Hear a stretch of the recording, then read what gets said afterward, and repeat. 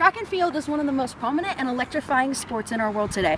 Track and field doesn't only have aspects of mental and performance, but it also comes down to speed, performance, and agility within the sport. Track and field has many different aspects of the sport, including sprints, relays, jumps, hurdles, distance, pole vault, throws, and steeplechase/multi. But what happens when male meets female or female meets male? As we know today, track is divided into males and females. Where does the line be drawn between male and female athletes or transgender athletes to be able to compete? Let's find out. Sprints and relays. I've been able to find credible sources to back up my opinion.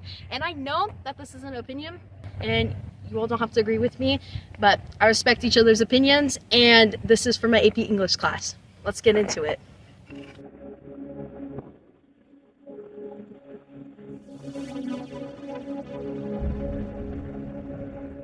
According to a study by the University of Kansas, they say that there is no evidence supporting a claim that a transgender athlete have any sort of competitive advantage over cisgender athletes. But that was a quote that was said in 2017, and now we have even more medical advancements and genetic modification medication and substances to increase testosterone and estrogen.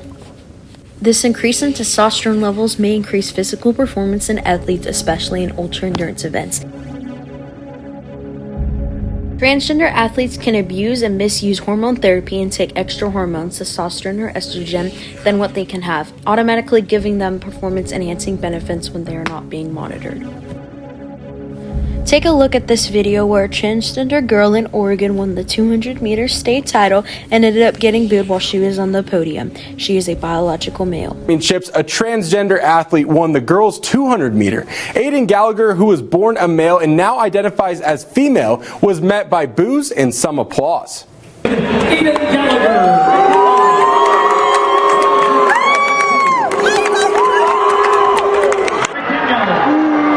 The sophomore beat the second-place finisher by 0.2 of a second.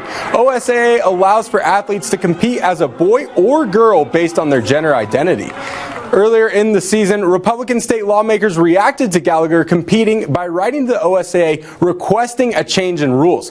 The OSAA says it abides by current state law. Portland Interscholastic League Championships, a trans sophomore runner for McDaniel High School, finished first in both the girls' 200-meter and the 400-meter. You can see the athletes speeding by their competition here.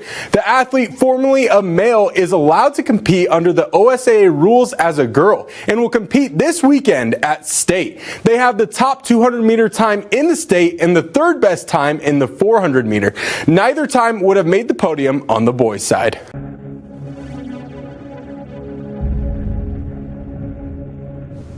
Personally, for me, having that advantage of going male to female and stripping first place of a person that has been working hard is pretty insane to me. Personally, if I was running against a transgender individual, I would definitely walk out and not run, because it's just not fair for people to come and beat everyone who's actually been training and working hard for the sport, and being able to go and put themselves out there, I think is important, and to show off their talents and abilities, and not being able to have that, I think is pretty shallow.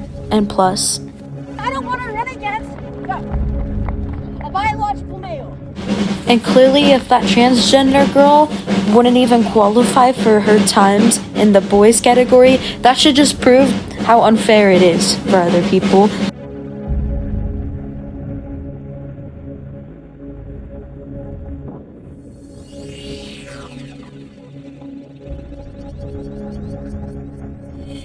Also, speaking from my own personal experience, if a biological male walked into a girl's locker room, I'd have to be as brave as a lion to be in here with a biological male, as a lot of personal privacy and policy restrictions happen to go in locker rooms.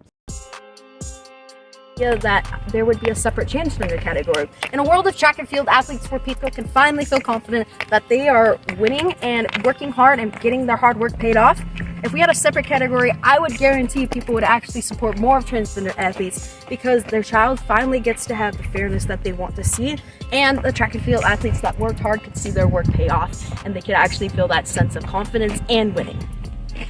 Imagine the inspiration drawn from seeing every athlete compete on a level playing field. I think transgender people should be allowed to play in the sport, but then also there should be a line drawn between competing against the opposite of their gender and competing against their biological gender that they were born in, or having a separate transgender category, which I think would be way more effective than having them compete in the category that they want.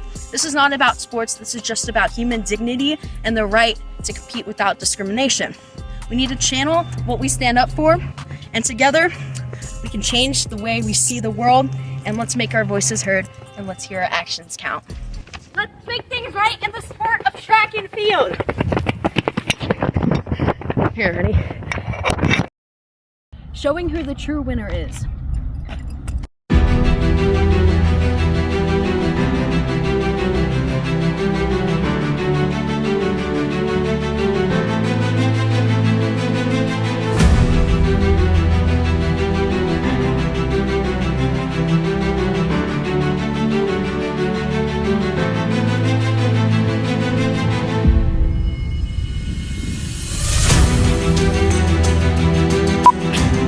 Okay, we're getting a blooper roll. Blooper roll. That's what I was gonna do actually. Oh my god, what's the word? Why am I biological gender? Okay. And see that people would actually support this. Oh god. And God, oh. And I don't want to run against. Oh shit. Oh shit. I'm just gonna restart the whole thing and not have to worry about running. Oh my god. Transgender athletes. Yes. I'm gonna cut that part out. Having transgender people. You can still keep rolling though. I'll just cut it out. That was good. Okay. Having transgender people in the sport. Well, I'll just send that and then we'll do it. Okay. Ready, set, action.